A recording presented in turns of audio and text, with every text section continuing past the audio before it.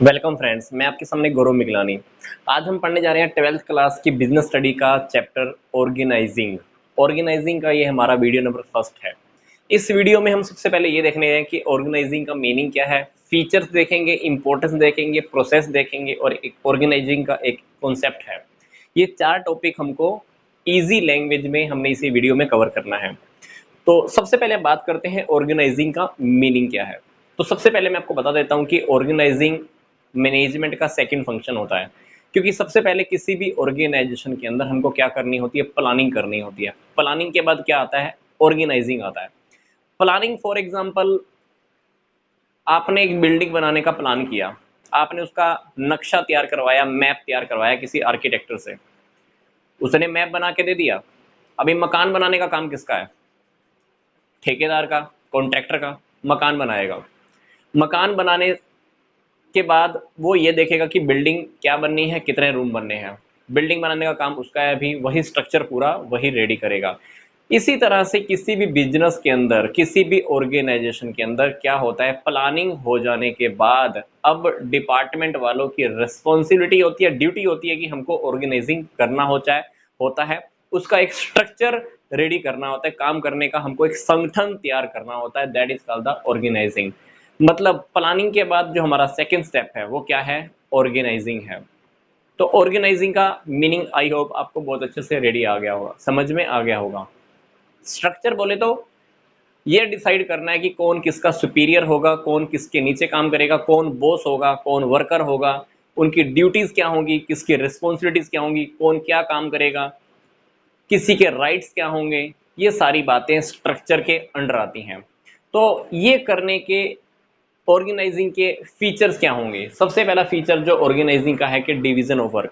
जब हम ऑर्गेनाइजिंग का काम करते हैं तो हमारा काम बढ़ जाता है, क्योंकि कंपनी का एक टारगेट फिक्स होता है। वो टारगेट क्या हो फिक्स कब करते हैं, हम प्लानिंग में, प्लानिंग के टाइम हम फिक्स कर लेते हैं।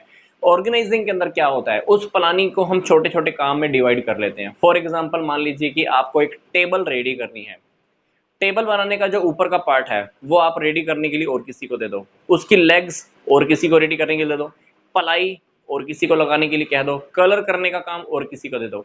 जब एक ही काम को हम छोटे छोटे हिस्सों में बांट देते हैं तो एक ही पर्सन जब एक ही काम को जब बार बार करने का करेगा तो डिवीजन ऑफ वर्क, काम को बांट देने से वो उस काम का स्पेशलाइजिस्ट बन जाता है, उसके अंदर स्पेशलाइजेशन आ जाती है। बेनिफिट क्या होगा, वो अगली बार जब वो काम करेगा तो वो पहले से और भी अच्छे से और जल्दी करने वाला है। तो सबसे पहले हमको क्या करना होता है, सबसे पहली जो खास बात होती है ऑर्गेनाइजिंग की, वो क्या होता है, काम का हम बंटवारा कर देते हैं। दूसरा फायदा क्या है, कोऑर्डिनेशन। कोऑर्डिनेशन पैदा करना होता है सभी डिपार्टमेंट्स के बीच में, ताकि सभी लोग एक दूसरे की हेल्प से, एक दूसरे की सहयोग से काम कर सकें। तीसरा है कॉमन ऑब्जेक्टिव। ऑर्गेनाइजेशन के अंदर ऑर्गेनाइजिंग के अंदर हालांकि अलग अलग डिपार्टमेंट बनाते हैं हम, पर वो सभी के सभी डिपार्टमेंट एक मेन टारगेट को पूरा करने के लगे होते हैं। चाहे आपके 10 डिपार्टमेंट बने हैं, वो सभी 10 के 10 डिपार्टमेंट किस टारगेट को लगेंगे, जो हमारा मेन टारगेट रहेगा। तो कॉमन ऑब्जेक्टिव को पूरा करने के लिए सभी लगे होते हैं। फिर दूसरी चौथी बात आती है प्रियोरिटी ऑफ पर्संस। संगठन की जरूरत, ऑर्गेनाइजिंग की जरूरत वहां पड़ती है जहां दो या दो से ज्यादा लोगों ने काम करना है, वहीं संगठन की जरूरत होती है। क्योंकि जहां पे अकेला एक बंदे ने काम करना है वहां पे ऑर्गेनाइजिंग की जरूरत ही नहीं है, क्योंकि उस अकेले व्यक्ति को पता होगा कि मेरे को क्या करना है, कब करना है। बट जहां दो लोग या ज्यादा काम कर रहे हैं तो वहां पे ऑर्गेनाइजिंग बहुत जरूरी है। स्ट्रक्चर रेडी करना होता है, कौन क्या काम करेगा, कब करेगा, किसने करना है, कौन किसके लिए क्या रिस्पॉन्सिबल होगा, कौन कहाँ से खरीद के लाएगा, मार्केटिंग मैं करूंगा या तू करेगा, सारी बातें वो लोग आपस में डिसाइड करनी होती है। जब ये सारी बातें डिसाइड करनी होती हैं तो ऑर्गेनाइजिंग की जरूरत होती है। फिर बात आती है कि well defined authority and responsibility. Organising के अंदर हम डेफिनेटली एक स्ट्रक्चर रेडी करते हैं। टॉप लेवल मैनेजमेंट में कौन होगा, मिडिल लेवल मैनेजमेंट में कौन होगा, लोअर लेवल मैनेजमेंट में कौन होगा, वर्कर्स सबसे नीचे प्लेटफॉर्म एरिया में होते हैं। तो इसलिए हम सबकी अथॉरिटी और रिस्पॉन्सिबिलिटी, सभी के अधिकार और कर्तव्य, उत्तरदायित्व हम पहले से ही फिक्स कर देते हैं।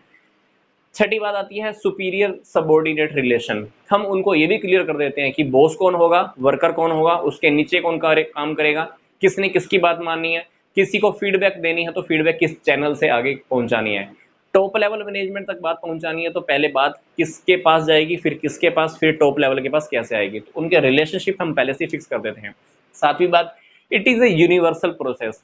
ऑर्गेनाइजिंग का काम ऐसा नहीं है कि एक बार आपने कर दिया खत्म हो गया, नो, आपको बार बार ऑर्गेनाइजिंग करना होता है। यूनिवर्सल प्रोसेस है, हर जगह पे आप चाहे कहीं पर भी जाओ, घर हो स्कूल हो, आपको हर जगह पे ऑर्गेनाइज तो करना ही होता है। बिना ऑर्गेनाइज करिए आप आगे काम भी नहीं कर सकते। स्कूल के अंदर एग्जाम्पल लगा लीजिए, स्कूल के अंदर प्रिंसिपल की जगह फिक्स होती है, टीचर की जगह, पीएन्स की जगह, स्टूडेंट्स की जगह। तो यूनिवर्सल प्रोसेस है, सार्वभौमिक है, हर जगह पे ये अप्लाई होती ही है। It is A part of management. Management का सिर्फ एक पार्ट है देखा जाए तो, क्योंकि मैनेजमेंट की एक प्रोसेस पूरी होती है। पहली पार्ट कौन सा होता है? प्लानिंग। प्लानिंग के बाद हमको क्या करना होता है? ऑर्गेनाइजिंग। ऑर्गेनाइजिंग के बाद स्टाफिंग। स्टाफिंग के बाद डायरेक्टिंग, देन कंट्रोलिंग। तो देखा जाए ऑर्गेनाइजिंग मैनेजमेंट का एक पार्ट है। Last, dynamic.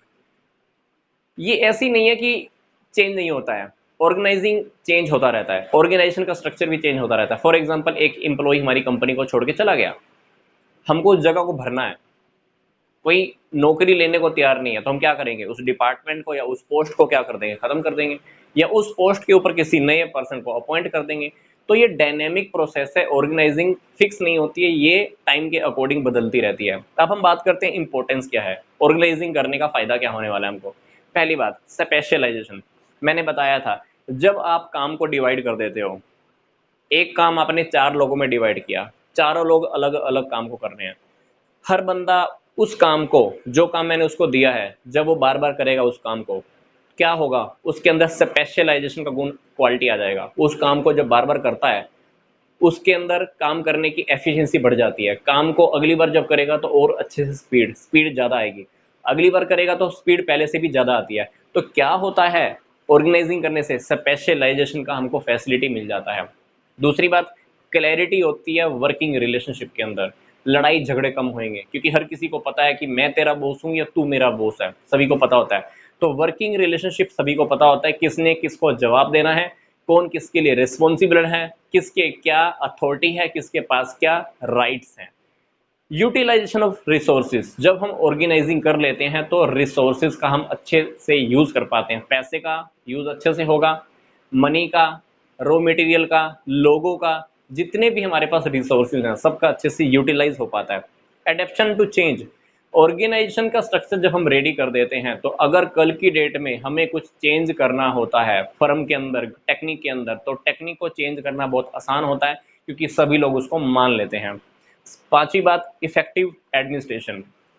जब ऑर्गेनाइजिंग मैंने एक अच्छे तरीके से किया है तो एडमिनिस्ट्रेशन का काम बहुत अच्छे से चलता है, क्योंकि हर किसी को पता है कि मैं किसके अंडर में काम कर रहा हूँ, कौन बॉस है, कौन किसकी, किसने किसकी बात सुननी है। तो एडमिनिस्ट्रेशन बहुत अच्छे से काम चलता है, क्योंकि एडमिनिस्ट्रेशन की कार्यकुशलता, काम करने का तरीका, एफिशिएंसी को बहुत इंक्रीज हो जाती है। फिर आता है डेवलपमेंट ऑफ पर्सोनल। पर्सोनल बोले तो लोगों से ही बना होता है। ऑर्गेनाइजिंग हमको पता है ना कि लोगों का भी करना होता है, तो लोगों का डेवलपमेंट होता है, विकास होता है, क्योंकि हमने हर किसी को छूट दे रखी होती है और हर किसी को राइट्स और रिस्पॉन्सिबिलिटी भी दे रखी होती है। तो इससे हमारा पर्सोनल डिपार्टमेंट का भी, पर्सोनल मतलब लोगों का विकास होता है। फिर है एक्सपेंशन एंड ग्रोथ। अल्टीमेटली जब सब कुछ बढ़िया चल रहा है, अगर सब हमने अच्छे से डिसाइड किया, तो क्या होने वाला है? फर्म का एक्सपेंशन होने वाला है, फर्म की ग्रोथ भी होती है। अब बात आती है कि ऑर्गेनाइजिंग की प्रोसेस क्या है। सिंपल सी प्रोसेस है, 4 स्टेप इसके अंदर हमने स्टडी करने हैं। पहला है identification and division of work. जब हमको एक कंपनी का, एक फर्म का टारगेट पता है, तो हम क्या करेंगे? काम को डिवाइड कर देंगे, तो डिवीजन ऑफ वर्क हो जाता है। जैसे रॉ मटेरियल खरीदेंगे कि नहीं खरीदेंगे, या बना बनाया माल खरीदेंगे, परचेज कौन करेगा, सेल कौन करेगा, एडवर्टाइजमेंट के लिए सारे काम मैंने बांट दिए।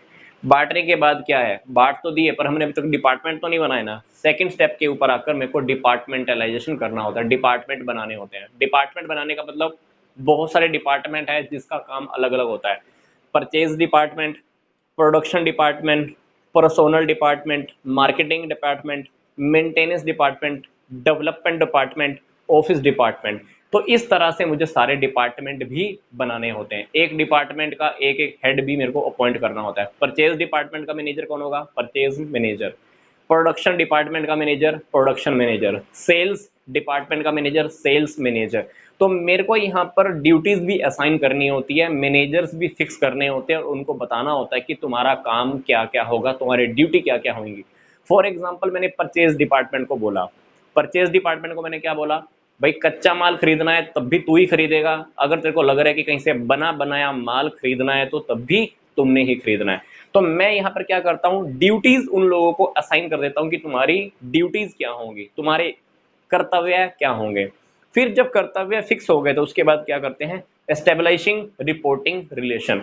मैं एक रिपोर्टिंग सिस्टम भी हम फिक्स कर देते हैं, कौन किसको रिपोर्ट करेगा, कौन किसका सबॉर्डिनेट होगा, कौन किसी का बॉस होगा, कौन किसके अंडर में काम करेगा, top level management, lower level management, middle level management. तो उनका रिपोर्टिंग सिस्टम अल्टीमेटली फिक्स हो जाता है, क्योंकि लोअर लेवल मैनेजमेंट सीधा टॉप लेवल मैनेजमेंट से बात नहीं कर सकता, लोअर लेवल मैनेजमेंट को पहले मिडिल लेवल मैनेजमेंट तक जाना पड़ेगा, मिडिल लेवल मैनेजमेंट उनकी बात टॉप लेवल मैनेजमेंट तक पहुंचा देती है। तो एक रिपोर्टिंग सिस्टम भी फिक्स हो जाता है, क्योंकि टॉप लेवल मैनेजमेंट को मान लो वर्कर से कोई बात मनवानी है तो टॉप लेवल मैनेजमेंट क्या करेगा, पहले बात मिडिल लेवल मैनेजमेंट को बताएगा, middle level management lower level को, और लोअर लेवल मैनेजमेंट को अच्छे से पता होता है कि मेरे को वर्कर से काम कैसे करवाना है। तो यहाँ पर एक पूरा का पूरा सिस्टम के अकॉर्डिंग काम होता है। तो ये हुई हमारी ऑर्गेनाइजिंग की प्रोसेस।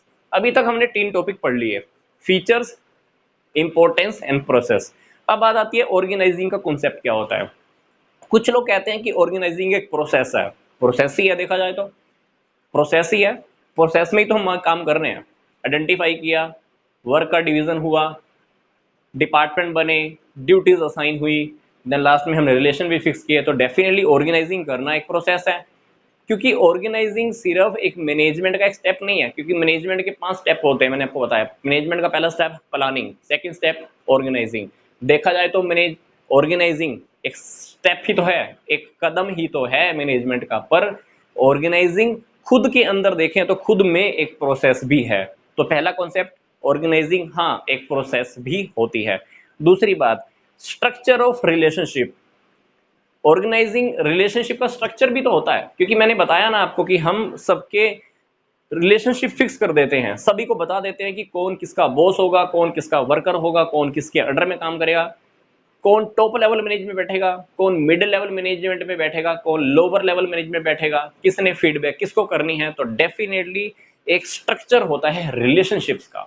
तो देखा जाए तो ऑर्गेनाइजिंग प्रोसेस भी है, देखा जाए तो एक ही रिलेशनशिप्स का स्ट्रक्चर भी है, क्योंकि ऑर्गेनाइजिंग बनाने का, ऑर्गेनाइजिंग करने का मेन हमारा फंडा क्या होता है, हमने बेसिकली तो स्ट्रक्चर ही फिक्स किया होता है रिलेशनशिप्स का, कि कौन किस पोस्ट पर बैठेगा। तो ये हमारा ऑर्गेनाइजिंग का टॉपिक कंप्लीट होता है। इस वीडियो के लास्ट में मैं आपको एक बात बता देना चाहता हूं कि नेक्स्ट वीडियो हमारी जो बनेगी इसी चैप्टर का हमारा लास्ट टॉपिक है वो। नेक्स्ट वीडियो में हमने क्या देखना है, फॉर्मल ऑर्गेनाइजेशन क्या है और इनफॉर्मल ऑर्गेनाइजेशन क्या है। फॉर्मल और इनफॉर्मल ऑर्गेनाइजेशन का टॉपिक आप नेक्स्ट वीडियो में देखना मत भूलिएगा। तो यहां तक का वीडियो देखने के लिए आपका धन्यवाद।